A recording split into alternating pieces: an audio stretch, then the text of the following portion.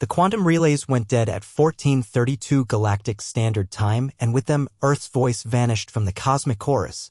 No warnings, no distress signals, no final messages, just an overwhelming, terrifying silence where humanity's constant chatter once filled the void.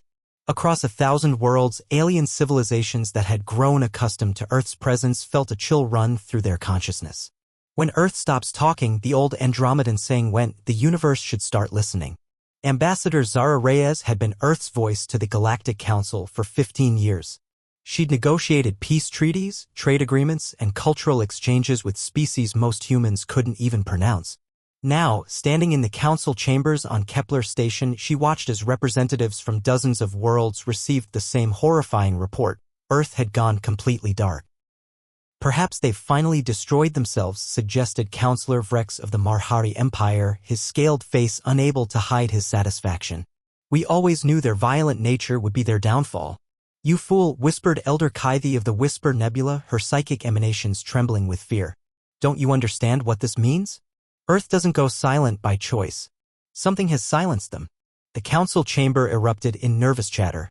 For all their technological superiority, for all their ancient wisdom, every species present knew one undeniable truth: humans were survivors.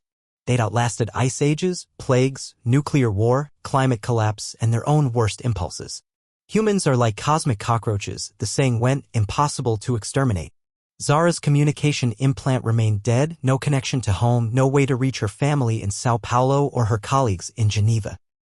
We need to send a reconnaissance fleet immediately, she announced, her voice cutting through the panic. Absolutely not, Vrex slammed his tail against the floor. If something was powerful enough to silence Earth, we'd be fools to investigate. But curiosity, that most dangerous of traits that humans had somehow infected the galaxy with, won out. A joint fleet was assembled, the fastest ships, the best sensors, the bravest crews. As they approached Earth's system, what they found defied all explanation. Earth was still there, blue and green and beautiful. Cities still glowed with lights. Satellites still orbited. Ships still moved between planets. But no signals, no communications, no signs of the chaotic human broadcast noise that usually flooded space. It was as if someone had simply muted an entire planet. Life signs are normal, reported Captain Thekar, confusion evident in his 4 eyes.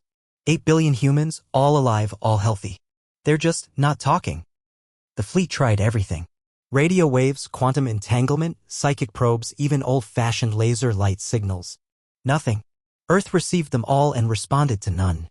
Then, security cameras from Mars Colony provided the first clue. Humans were still communicating with each other, but silently. Sign language, written notes, meaningful glances, an entire planet had somehow synchronized into wordless communication. This is impossible, Vrex insisted during an emergency council session. No species can coordinate like this without technology, without leadership, without being human, Elder Kythe interrupted. We've underestimated them again. The truth, when it finally emerged, was more terrifying than any invasion. A deep space monitoring station had detected something approaching the galaxy, something vast, ancient, and hungry. Something that hunted by sound, that was drawn to the electromagnetic noise of civilizations like a moth to flame. Somehow Earth had detected it first, and in typical human fashion they'd done the impossible. 8 billion people had made a collective decision without a single word being spoken.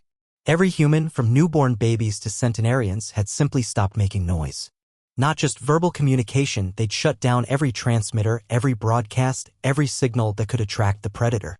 They're not just being silent, Zara realized, reading the data streams. They're protecting us. Earth is positioned between the entity and the rest of the galaxy. They've made themselves bait by going dark first. The cosmic predator, drawn by eons of accumulated signals, was heading directly for Earth. But it was confused, circling a planet that should be noisy but wasn't, like a shark sensing blood but finding no prey. Earth had become a silent trap, buying time for the rest of the galaxy to prepare or hide.